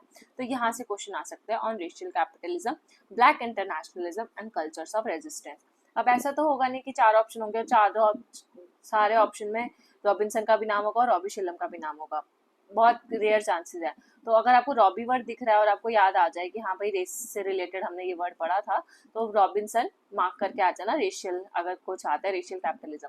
और कैपिटलिज्म किसका कॉन्सेप्ट है? मार्क्सिज्म का कॉन्सेप्ट है। मार्क्सिज्म में हमने कैपिटलिज्म का कॉन्सेप्ट भी पढ़ते हैं। और रेशियल, जब रेस के बेसिस पे डिस्क्रिमिनेशन होता है तो सबसे ज्यादा डिस्क्रिमिनेशन ब्लैक्स के साथ ही होता है। तो ये 2 बुक्स को आप रिलेट कर सकते हो, black movements in America, racial capitalism, black Marxism, मतलब एक जैसे टर्म्स है। देन रॉबी शिलम, ठीक है, रॉबी शिलम जो है वो पोस्ट कॉलोनियल थ्योरी के लिए माने जाते हैं, एंग्लोफोन आईआर थ्योरी, ठीक है। तो एंग्लोफोन आईआर थ्योरी में पोस्ट कॉलोनियल थ्योरिस्ट कौन है? रॉबी शिलम। अब इनकी पिक्चर देखी, कोई हंसना मत, पहले मैंने जब पिक्चर देखी थी आई थॉट कि इन्होंने 2 चुटिया बना रखी हैं कि क्या है, but jokes apart, racial politics of Brexit, ठीक है। तो इन्होंने रेशियल पॉलिटिक्स ऑफ ब्रेक्सिट, जो ब्रेक्सिट का तो आपको सब पता है, जब ईयू ने या सॉरी यूके ने ईयू से एग्जिट लिया था तो उसको ब्रेक्सिट बोला गया था। तो वहाँ पे जो रेशियल पॉलिटिक्स चली, ठीक है, तो उसके ऊपर उनका ये रिसर्च टॉपिक था और उन्होंने इस पे काम किया है। तो ब्रेक्सिट से रिलेटेड है कौन? Robbie Shilliam. African anti colonial struggle के और South Pacific islanders political activism के बीच में क्या रिलेशन था? इन दोनों जी, एक तरफ अफ्रीका में एंटी कॉलोनियल स्ट्रगल हो रही थी, दूसरी तरफ पॉलिटिकल एक्टिविज्म अपनी चरम सीमा पे था साउथ पैसिफिक आइलैंड्स में। तो इन दोनों के बीच में क्या रिलेशन था, उन्होंने उसको समझने की कोशिश करी, किसके through? Racial politics of Brexit के थ्रू। इनके जो की वर्क्स है वो है black Pacific, anti colonial struggle and oceanic connections. तो ये मैंने आपको यहाँ पे जब इनका कॉन्सेप्ट याद कराया मैंने अभी, तो आपको उनकी बुक भी वैसे याद रह जाएगी कि अफ्रीकन एंटी कॉलोनियल स्ट्रगल और साउथ पैसिफिक के बीच में शीलम ने कनेक्शन बनाया था, शीला की जवानी, है ना, उन दोनों ने कनेक्शन बनाया, शीला आपने शीला की जवानी के साथ कनेक्शन बनाया, ठीक है। तो ओशनिक कनेक्शन वैसे याद रखना चाहिए, ब्लैक पैसिफिक। और साउथ पैसिफिक आइलैंड्स पे भी जो शीला है, शीला की जवानी कौन? कैटरीना कैफ। तो वो पैसिफिक आइलैंड्स पे गई थी घूमने के लिए। And race and the undeserving poor from abolition to Brexit. और मैंने आपको बताया कि इकलौता थिंकर जो आईआर में रेस और ब्रेक्सिट को एक साथ लेकर आता है वो है रॉबी शिलम। तो ब्रेक्सिट के लिए भी कौन हमारी फेमस है? शीला की जवानी हमारी फेमस है। Then international relations and non western thought, imperialism, colonialism and investigation of global modernity। इतनी बड़ी बुक का नाम आई डोंट थिंक आएगा, अगर आएगा भी तो फर्स्ट हाफ आ सकता है, international relation and non western thought, ठीक है। ये ऐसा नहीं आएगा imperialism, colonialism, investigation of global modernity, बहुत बड़ा नाम है। सो ये इनकी तीसरी बुक है। फिर race and racism in international relations confronting the global colour line, ये आ सकती है क्योंकि ये यूनिक पार्ट है। और इसकी अभी जब मैं आपको बाकी का पीडीएफ भी कराऊंगी तो एक और जगह ये वर्ड रिपीटेड है, तो वहाँ पे हम तब इसको समझ लेंगे। तो ग्लोबल कलर लाइन क्या है? Race and racism, global colour line. ये वो कलर्स बहुत पसंद है, ऐसे ऐसे मान लो शीला की जवानी या शीला जो है उसको कलर्स बहुत पसंद है, और वो कभी भी जो कैटरीना कैफ है, जो शीला है हमारी, वो कभी भी रेस और रेसिज्म के ऊपर क्या नहीं करती, भेदभाव नहीं करती, है ना। सो वैसा।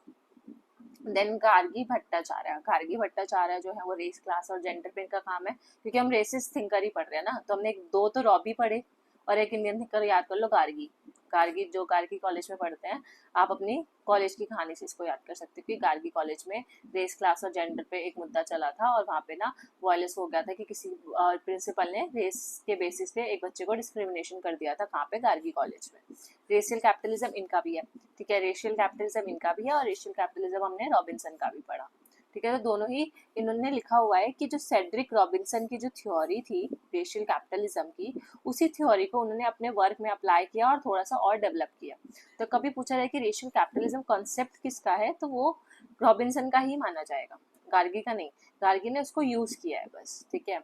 स्मगलिंग और immigration to sexuality and Islamophobia पे इनका वर्क है। तो इस्लामोफोबिया एक अच्छा टर्म है, ठीक है। तो इस्लामोफोबिया आप याद कर सकते हो जो यूनिक यूनिक टर्म्स होते हैं, स्मगलिंग, इस्लामोफोबिया, तो ये गार्गी भट्टाचार्य के। आई डोंट थिंक यहाँ से वो क्वेश्चन पूछेंगे, क्योंकि इंडियन थिंकर बहुत कम पूछते हैं, वो ज़्यादातर फॉरेनर्स या जो वेस्टर्न थिंकर्स हैं उनके बारे में पूछते हैं, या अफ्रीकन थिंकर्स के बारे में। तो लेकिन हमको तो क्योंकि एंड्रयू हेवर्ट में लिखा हुआ है, और एंड्रयू हेवर्ट से अगर वो क्वेश्चन बनाएंगे किसी भी बॉक्स को लेकर, तो वो हो सकता है बना ले, तो नॉट अ बिग डील। जैसे पिछली बार वंदना शिवा से क्वेश्चन आया था, sexuality and society, traffic the illicit movement of people and things, illicit मतलब होता है illegal, then dangerous brown man जो है बहुत डेंजरस होते हैं, ठीक है, crisis austerity and everyday life, rethinking racial capitalism.